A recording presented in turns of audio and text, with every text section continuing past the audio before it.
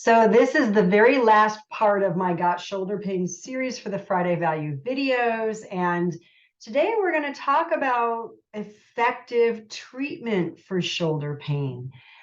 Remember the common treatments for shoulder pain that we did? I forget if it was back in part 1 or 2 of this 6 or 7 part series, whatever it was.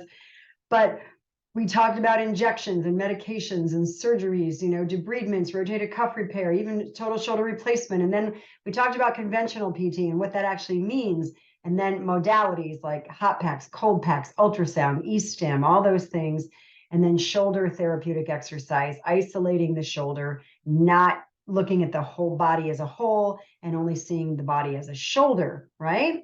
Well, we need a comprehensive program for healthy shoulder function.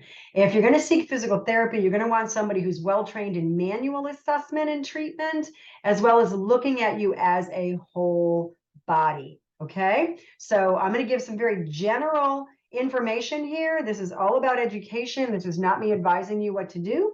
These are things that I have seen work really, really well in the 30 years I've been doing this. So manual assessment, making sure there's no sacral torsion, creating an abnormal stress on the lat dorsi, which is depressing the humeral head, which is pulling the arm out of alignment every time you use it repetitively.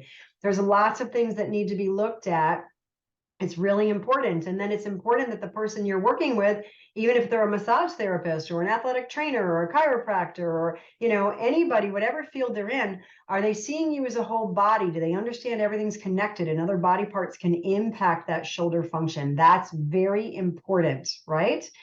And if they are manually trained, are they trained in muscle energy technique? Are they trained in strain and counter strain? Are they trained in mulligans, mobilization with movement? Are they trained in myofascial release? But those first 3 that I mentioned are really powerful at promoting healthy body function and restoring things if they're off because of an accident or an injury or something going on, right? And then patient education. You have to understand how everything's connected so that you are figuring out, okay, why on earth is she looking at my ankle? I'm here for my shoulder or I'm here for my neck. It's important that you understand how everything's connected so it makes sense to you. It's logical. And then you're in agreement with the plan of care and you're cooperating, right? And then correcting that alignment, using those manual techniques as needed, regaining muscle symmetry. Total motion release is a phenomenal tool. It's a beautiful tool in my toolbox. I teach it to a lot of people whenever I feel that it's really appropriate. It can be that magic that makes a difference. They've got their own YouTube channel, I believe. So check out Total Motion Release, Tom DeLonzo Baker, extremely skilled in that. And then reestablishing functional movement with my Move Without Pain program. You want to be doing 3-plane training. If you're a professional and you want to learn deeper, go to the Gray Institute, Gray, grayinstitute.com. You can learn it yourself, 3-plane function, applied functional science, and you can really make a difference in people's lives because you're going to see them as a whole and not a body part that walks through the door. And then address that nutrition intake. If somebody's living in fast food drive-through windows, guess what? They're promoting chronic inflammation. They're impairing circulation. Their body's not going to be working properly. And you can be chasing your tail trying to get rid of that chronic pain. Okay, so effective treatment. Get an accurate assessment. Do a 3-plane functional assessment, 3-plane training. Get a food intake. Remember, there's only 4 muscles that help improve stability in the shoulder. That rotator cuff is only 4 muscles. There are 14 other muscles that provide strength and power directly to the shoulder.